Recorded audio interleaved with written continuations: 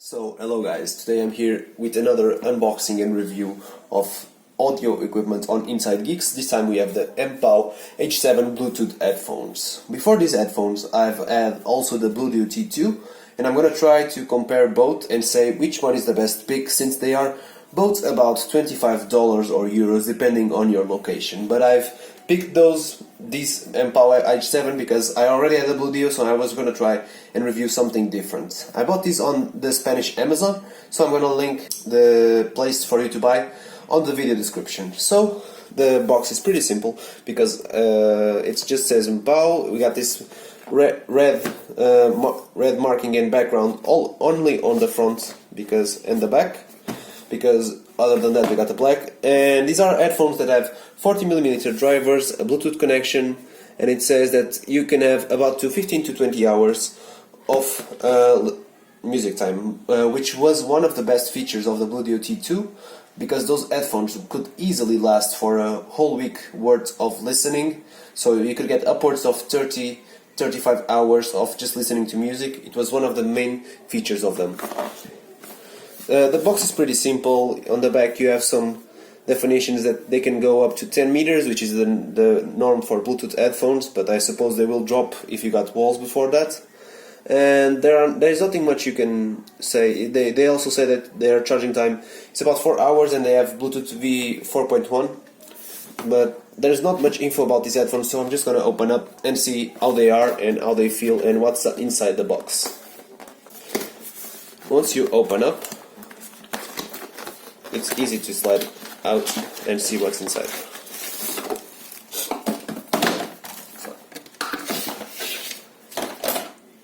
You got a little manual here, and inside we also got the 3.5mm jack, which is the aux cable usually, and the micro USB cable to charge these headphones. These are always handy, and it means that you can use these headphones without using them by Bluetooth, which is always nice when you don't have as much charge, because I think that these have an integrated equalizer, which means you cannot use them without charge.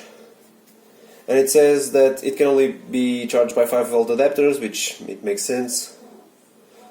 It has this little reminder here, nothing too interesting. It also says how to connect the headphones to the TV via a transmitter, and you have also this thing that says that we have other Mpow products. So it's pretty simple actually, and we got this nice suede traveling pouch. It's really nice to the touch actually. I was not expecting this, and on the inside it's the usual cloth, but even then it's a nice little addition. So to go on to what really matters, these are the Mpow H7, and I actually kind of like the feeling for about $25. I hope that they don't break, because the main problem with the Bluetooth T2 is that they tend to break on the headband when you use them, like in the gym or just a lot of use daily. So I hope that these don't break, because they seem sturdy. As you see, you got the metallic part for adjustments, which is nice. And this also feels like sturdy, but it's not metallic, I think, because it bends a lot. I mean, just a bit. And it's nice for transport that these fold flat, as you can see here. This kind of remind me of Sony MDR V6s due to the shape. Although the V6s are made out of metal on the cups, if I'm not mistaken, but these are made out of plastic. But even then, it's simple, sturdy for the price, I guess, because this is still plastic, and I suppose if you give it abuse it will break, but it's not bad actually for $25. I really like the quality. I'm just gonna try to show you. You got here plus and minus buttons, which are a bit cheap to touch. The feel of the clicks is a bit cheap, but it's okay. We also got the 3.5mm jack location, and we got the micro USB port here. So everything is on your right side ear cup, which are marked inside here, you see. And overall it's pretty simple actually. In order to pair them up, you just plug them on, I suppose. And now, when it is blinking white and red and blue, you go to your phone and you search for Bluetooth devices, and then you connect it. So it's a pretty simple way to use them. So up next, the only thing that's left to do about this Mpow H7 is to use them, so I can give you a quick preview of what they sound like and if they can be used in like gym environments, because that's what I'm going to be using them the most for. But the earpads are nice little platter, which is nice for not getting any sweat into it. But overall, for 20-25 euros, I'm actually not disappointed. So if the audio quality is anywhere up to the Bluetooth, this can be a worthy competitor. So I'm gonna test them for a bit, and I'm gonna be here with the information. Hello guys, so we're back, and after a while of using the Mpow H7, we can definitely give you a better outlook on how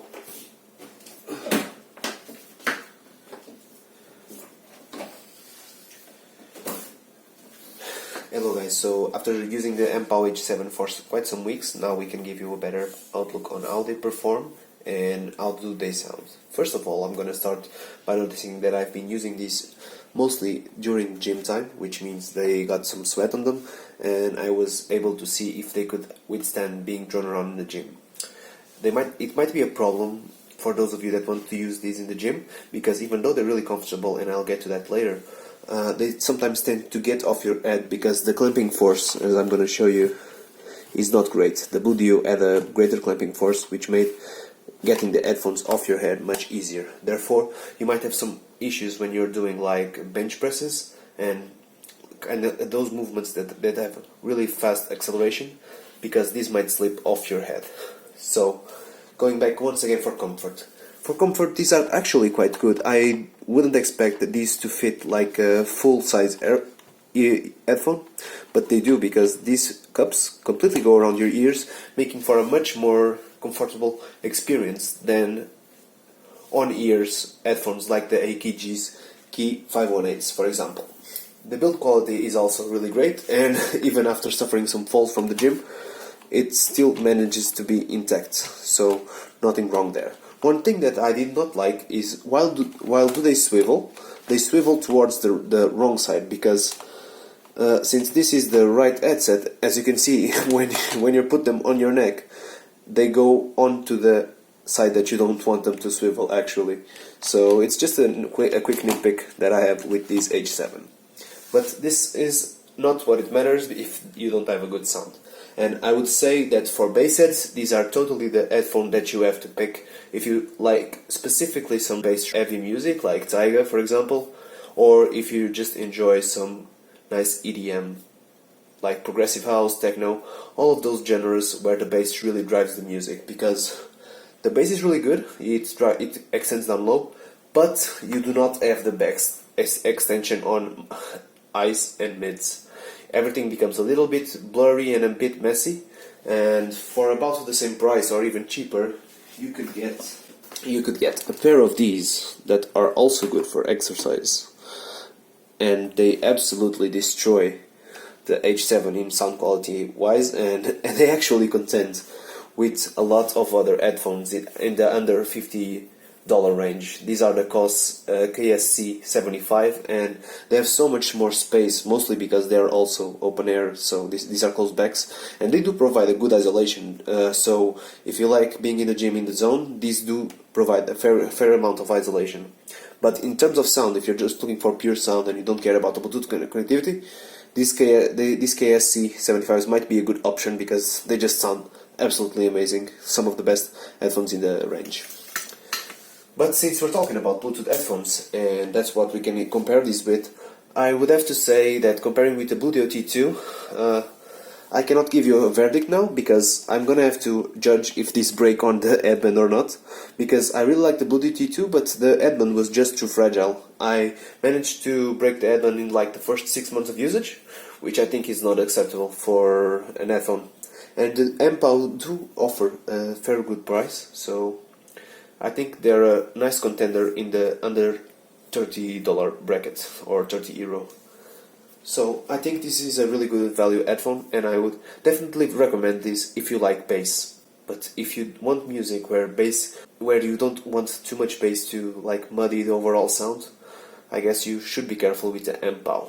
Battery life was also on the expected side of around 15 hours, which means this could last for an entire week of daily gym usage. And they do come with a pretty handy velour pouch that will fit to leave these headphones in the gym, for example. These make for a pretty good gym beaterphone, which is my main use for them right now. So if you have any questions about the Mpow H7, please let me know in the comment section down below, and I'll try to keep you answered and maybe even give you some alternatives to these headphones. So see you in the next video, guys.